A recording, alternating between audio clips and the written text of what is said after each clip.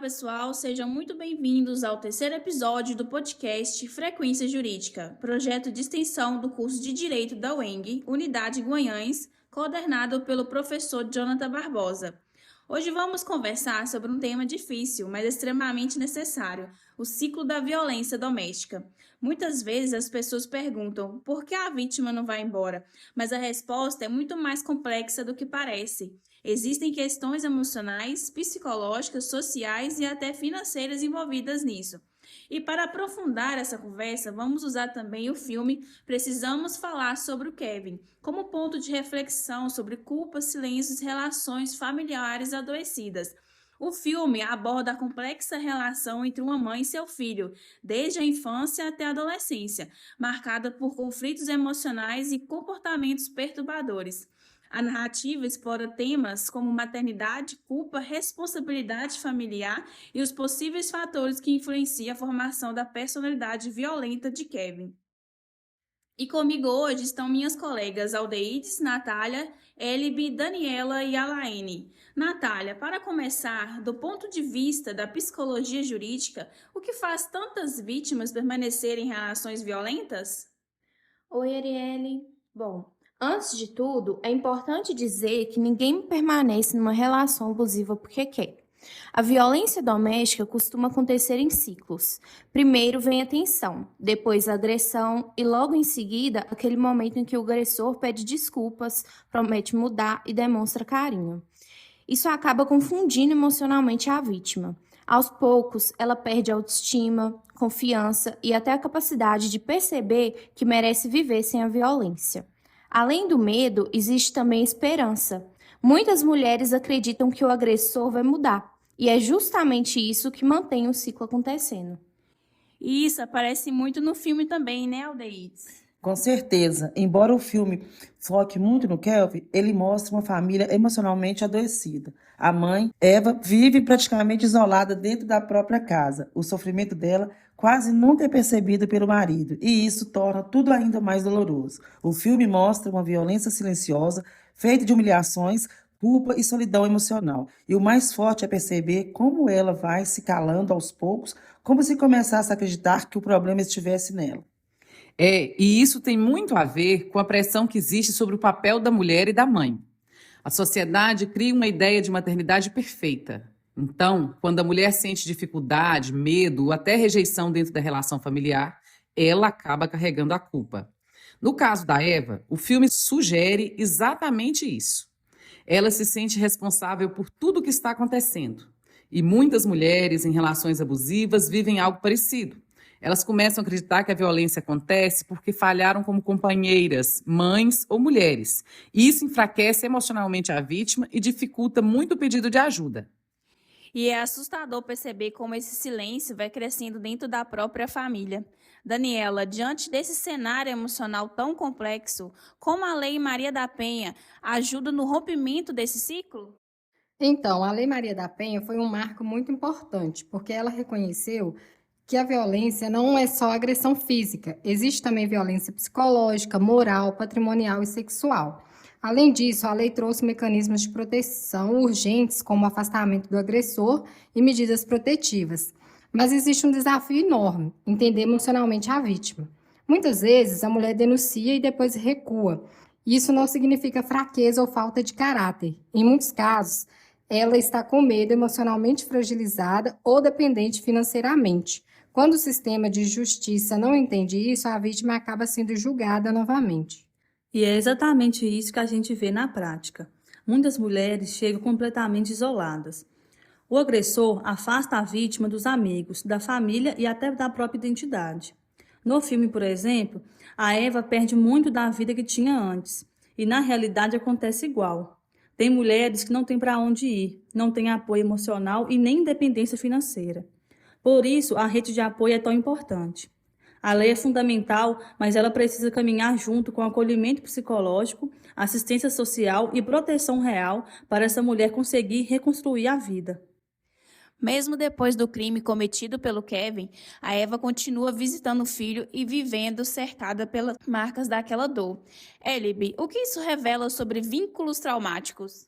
Mostra como relações marcadas por violência deixam cicatrizes feias. Mesmo quando a violência termina, o sofrimento emocional não desaparece automaticamente. A Eva parece continuar presa àquela relação por toda a eternidade. Parece que a identidade dela ficou ligada ao papel de mãe. É como se, ao romper emocionalmente, o ciclo fosse muito mais difícil do que simplesmente se afastar fisicamente. E isso acontece muito fora do cinema também. Tem mulheres que conseguem sair da relação juridicamente, mas continuam emocionalmente presas ao trauma, ao medo ou à culpa. Por isso, o rompimento não termina na denúncia. Existe um processo longo de reconstrução emocional, autoestima e recuperação da própria identidade. E ninguém consegue passar por isso sozinho.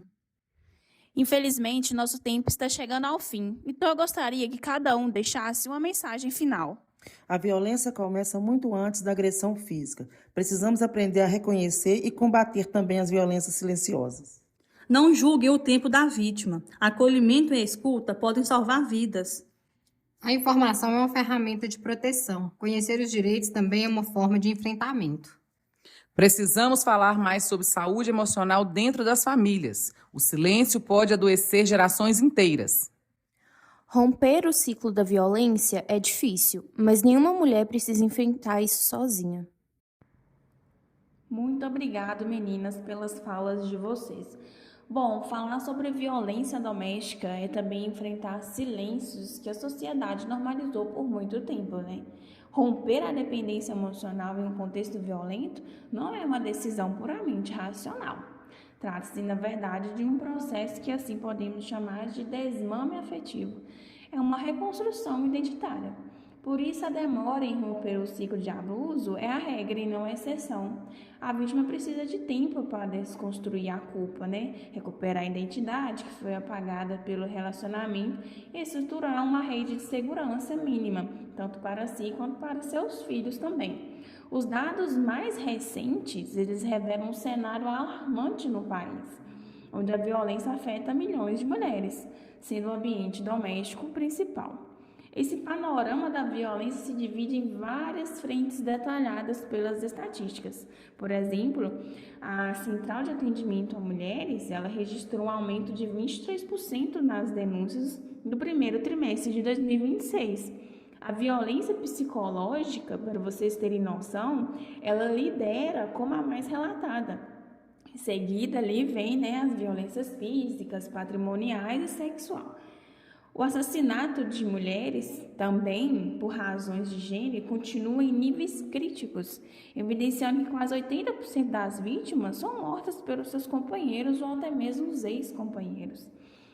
Os Atlas da Violência apontou que o país contabiliza cerca de 294 mil notificações anuais de violência contra mulheres nos serviços de saúde, o que confirma a alta residência dos casos. Diante desses cenários, podemos dizer que a eficácia da Lei Maria da Penha, ela depende obrigatoriamente de um atendimento humanizado, tanto nas delegacias quanto de um suporte psicológico contínuo, enquanto a justiça ali, ela vai punir o agressor, são a psicoterapia e a rede de apoio que efetivamente cura a dependência emocional da vítima. Para quem está de fora, né, nessas situações, o papel de apoio, ele exige uma paciência e uma estratégia.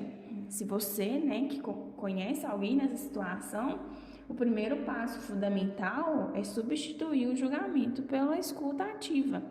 Perguntas ou cobranças como por que você não vai embora, como nós falamos aqui no início do nosso podcast, apenas isola ainda mais a vítima. Em vez disso, é mais adequado fazermos um acolhimento àquela pessoa, dizer para ela, eu estou aqui com você, não importa o que aconteça.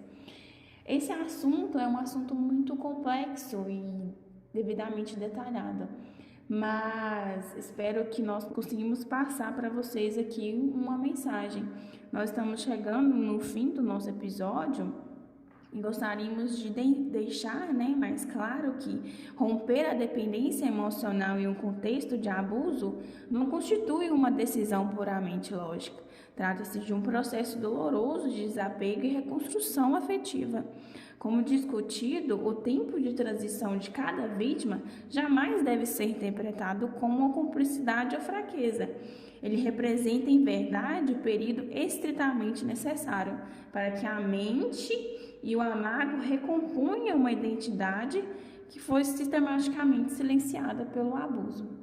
Bom, muito obrigada, meninas, pela participação de vocês aqui hoje. Obrigada a você pela sua companhia e até o nosso próximo episódio do podcast Frequência Jurídica.